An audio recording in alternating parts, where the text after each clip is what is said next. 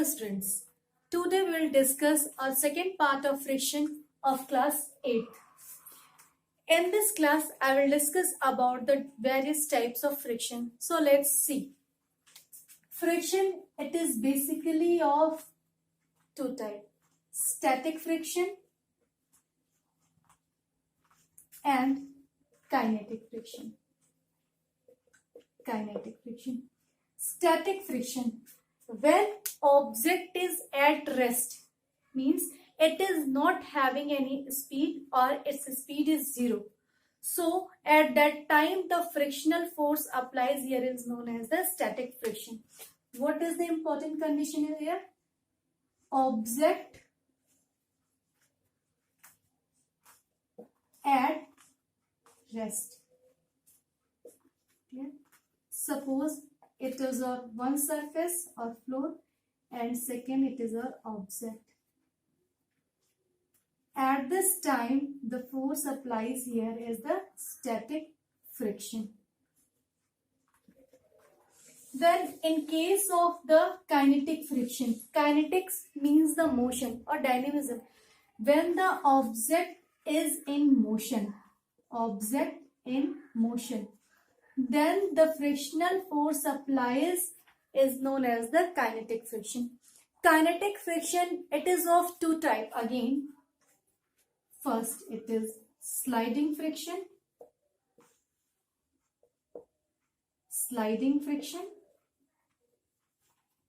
And the second, it is rolling friction. What is the sliding friction? Suppose it is on one surface and this is our object. It is sliding over this surface. Then the frictional force applies here is known as sliding friction. In the second case, when the object roll over the surface, you can see I am talking about rolling like a wheel, then the frictional force applied here is the rolling friction.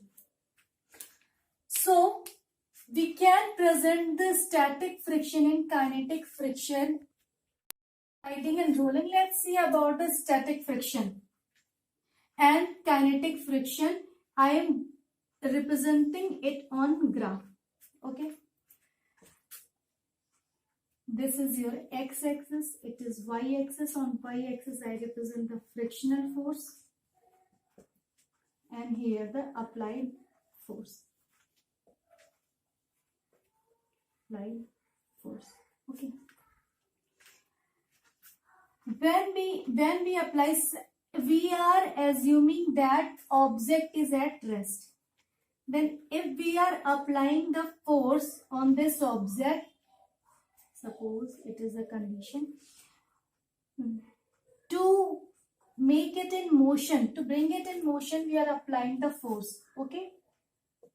Then what we do, we apply a force, and as much as we applied the force, the static friction increases. Okay. Till that it is static. And then it comes at its maximum level. At that point, it comes at particular point. Just after that, it begins to move. That point is where your applied force is maximum, and then here the friction is also maximum. And when it comes in motion, its graph is just like this. Okay, what does it shows? Means here it is static friction and here it is your kinetic friction. Okay, what we observe or what we conclude from this, that always the static friction is greater than the kinetic friction. Can you see this? The value of this is higher than your kinetic friction. Okay, kinetic friction is here and here it is static friction. Okay, so it is clear from this graph. We will see it with the help of some activity also. I will put some example to you. one more thing here, this point where from where or at which your object just start or begins to move is that point where the frictional force is maximum. This point is known as the limiting force of friction. Limiting force of friction. Okay. So how we define it? It is the maximum force applied on an object at its rest position when the object start or begins to move. It is the maximum force, means the limiting force is having the maximum or maximum magnitude. Now it is clear that always the static friction is greater than the force of kinetic friction. Now see, why is it so? In case, one more thing about the static friction before dealing with this. Static friction, as we have discussed, that as applied force is here, okay, force of friction is here, it increases as the applied force increases, okay, then it also increases. Means the static force of friction is self-adjusting. Self-adjusting force. Why we say? Because as we apply the force, as much as we apply the force on the object, exactly or simultaneously the force of friction also increases to retain it in its position of rest. But we come to at maximum level when we overcome that the static friction and we reach to the limiting force of friction, and finally the object comes into the motion. So we call it force or static friction as the self-adjusting friction. Now see why the static friction is greater than the kinetic friction. The whole friction, just it lies, or the main point, center point is the interlocking. We have discussed it earlier. Interlocking between surface. Okay. Now the question comes, where does it on? What are the factors which affect this interlocking? We have seen for a surface it can be smooth or rough. Okay, but here we can't change. When we consider the static and kinetic friction, there is the time of contact. Time of contact. Okay. Now, this time of contact in case of the static friction. Suppose it is one surface and I am putting one object here in static friction. Then both surfaces are remain in contact and giving sufficient time to be in contact so that interlocking is maximum without changing the surface. Okay. So as the time of contact between the surface or contact between surfaces is maximum, and the whole story is just surrounding or around this interlocking, then interlocking is maximum. So kinetic friction is also maximum. Okay. Now let's see kinetic friction. I have told it comes in action when the object in motion. So at the same time I will deal with the sliding and rolling friction. Sliding friction, we used to say that sliding friction is greater than the rolling friction. Again the same story is here in comparison to static friction. Now let's focus on the sliding friction. When it is your one surface, it is your another surface, when let me see. Okay, then what happened if it is sliding over the second surface? What happened? Its surface is going to both surfaces which comes or which are interacting with each other are continuously changing. Means in comparison to a static situation, this is not getting that much time to get or to make the more interlocking. So as the time of contact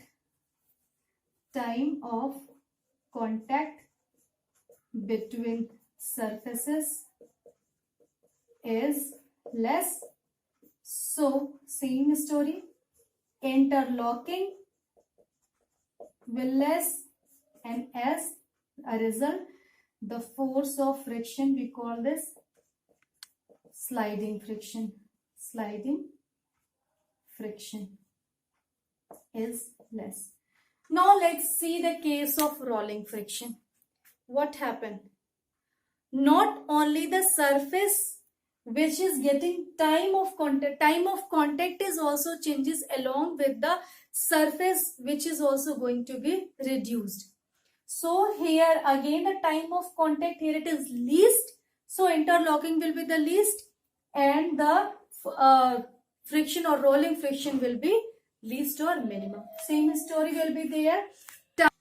So you got that the rolling friction is least because time of contact is least, so interlocking is least, so your rolling friction is minimum.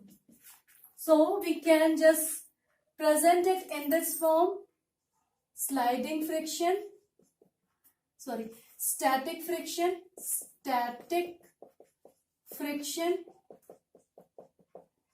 is greater than sliding friction, which is greater than rolling friction. Okay. We use it in our daily life to carry our bags. Instead of sliding, we use some small wheel-like structure which is known as the rollers, due to which instead of sliding friction, rolling friction come into action. We are supposed to, just because of this, we are supposed to apply little force, but with the maximum distance it covers. So about the use and disadvantages and use of force, frictional force, will discuss in later class. Let's see our next topic, which is fluid friction. What is this? In science, anything which have the tendency to flow is known as fluid friction. Okay. So for this fluid friction, so gas and liquid both considers under the fluid. So when we experience the force of friction or friction in air or in water, then it is known as fluid friction or drag. Due to this, our speed reduces, or we have to push more force, we have to apply more force, so that we cut that frictional force and we can move forward direction. Okay, as the force of friction is in opposite direction to us, which is, it is known as a drag, one thing. So in case of swimming, even in case, a best example is your arrow and bows. You have seen when bows we just throw, what happened? It goes to some distance and it finally drops. Why is it so? It's because its speeds slow down. When we throw a ball in air, what happened? Its speed also slow down. After some time, it falls down on the earth. So as its horizontal speed is continuously reducing, just because of this fluid friction or the drag. Okay, so let's see what are the factors which affect the fluid friction. So first, it is the speed of the object.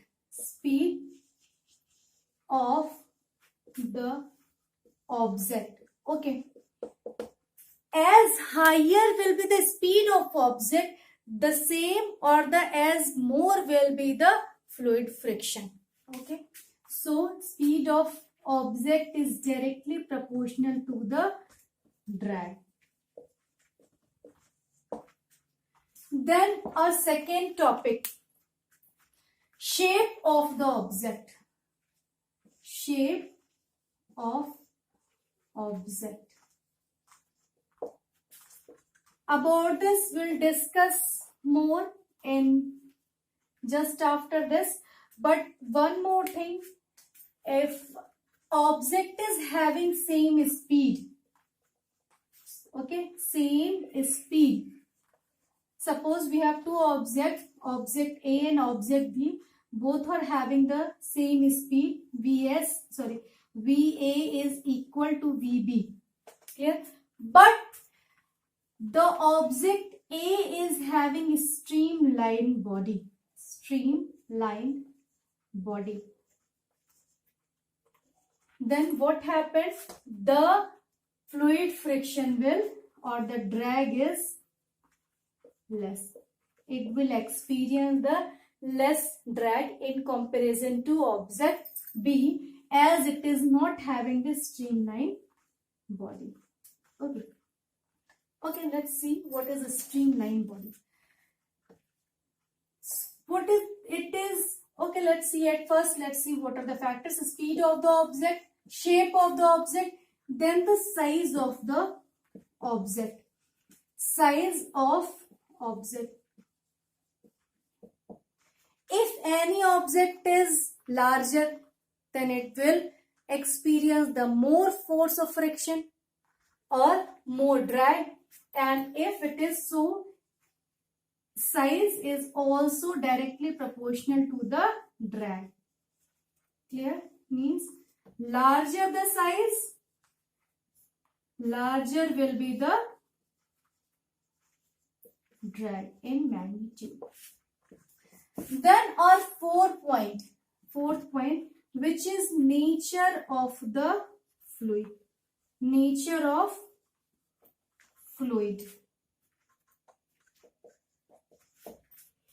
It depends upon the thickness of the fluid. Means, suppose we are providing honey and there are two solutions, one or three solutions we see. Okay. In one there is honey, in second there is water, and in next it is air.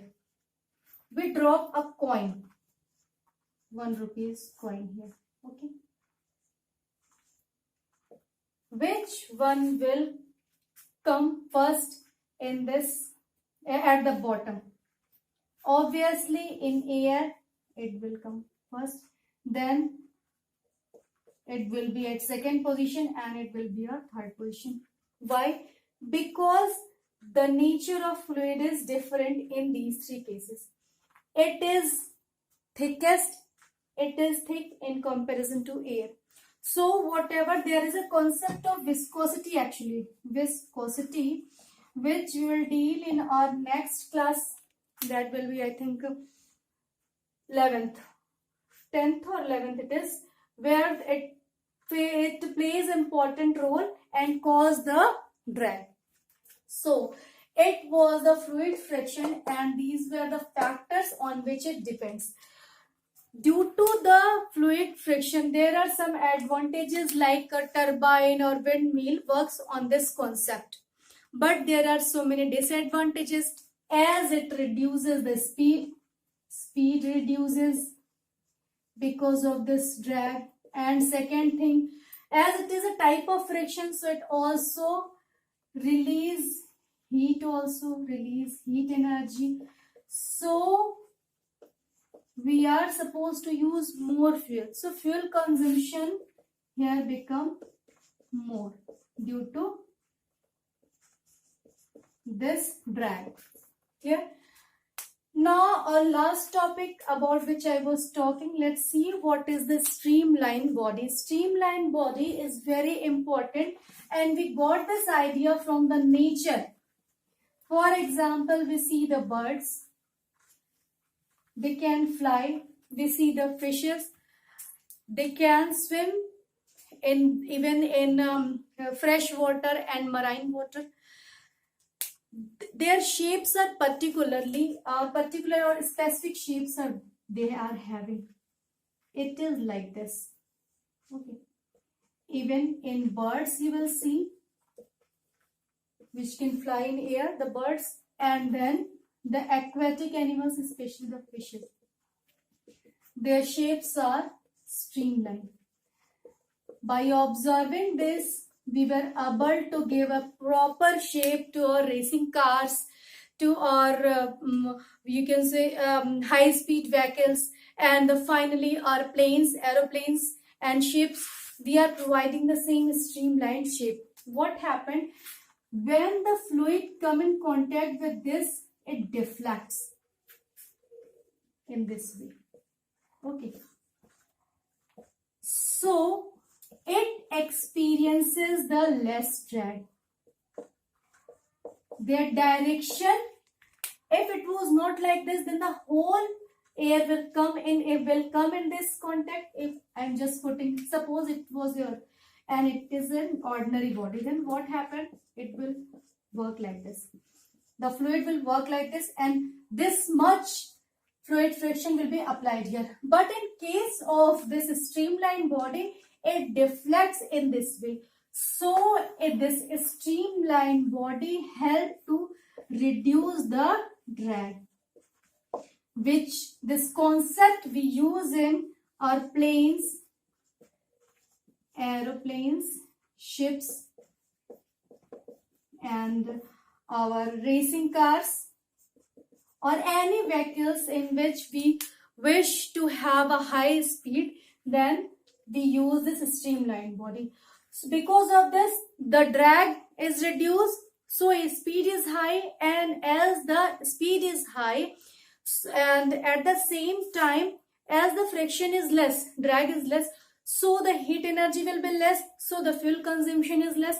Because of this streamlined body, our instant or that this plane, ship and cars etc. will be more efficient. So this help to make the more efficient